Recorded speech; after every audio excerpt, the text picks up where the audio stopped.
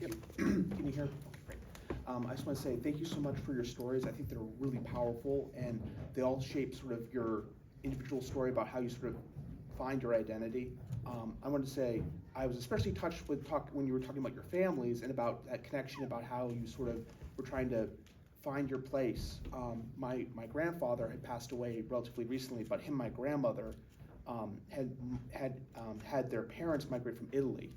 And the way that they taught me a lot about my culture when I was very young, when I was like a young child, was about through food, and through talking about like all the different foods and talking about sort of, my grandma making a massive meal on Sunday for us, like a Sunday sort of roast or Sunday sort of like big meal, Italian meal.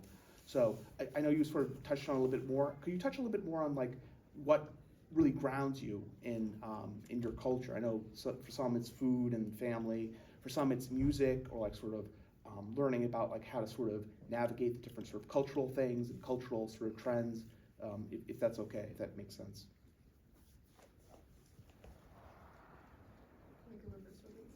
Yeah, sorry, I put you on the spot a bit, guys. No,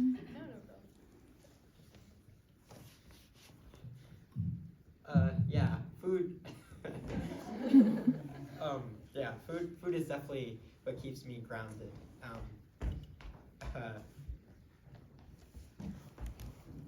Yeah. Sorry, maybe I should have been more, yeah. No. Thank you for your question.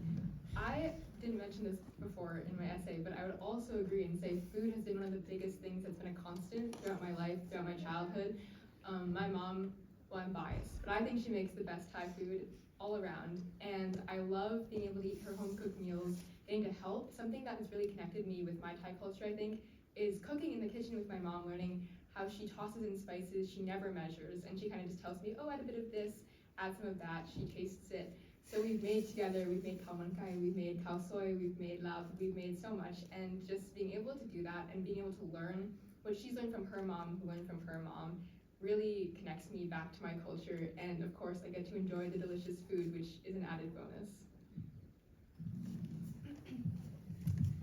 I think for me recently has been Korean literature. So the first time I was really exposed to advanced high-level Korean literature was my senior year in AP Lit when I read Pachinko.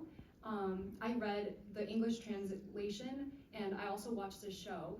And this year I recently read Han Gang's new books, Nobel Prize winner, and also vegetarianism is also on my read list.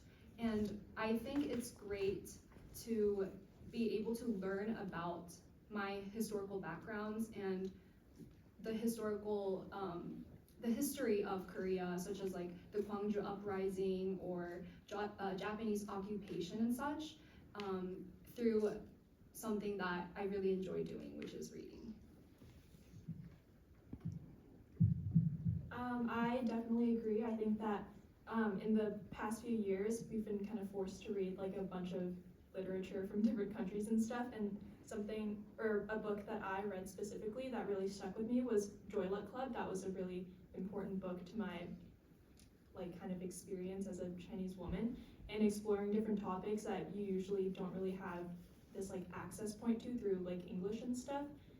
It doesn't even have to be in like a foreign language, but just having like the different explorations of like topics like generational trauma and history and stuff has been so important to me, and it's been really awesome. Thank you so much for your words. They're really powerful, and I appreciate you guys coming. Thank you so much. You guys are awesome.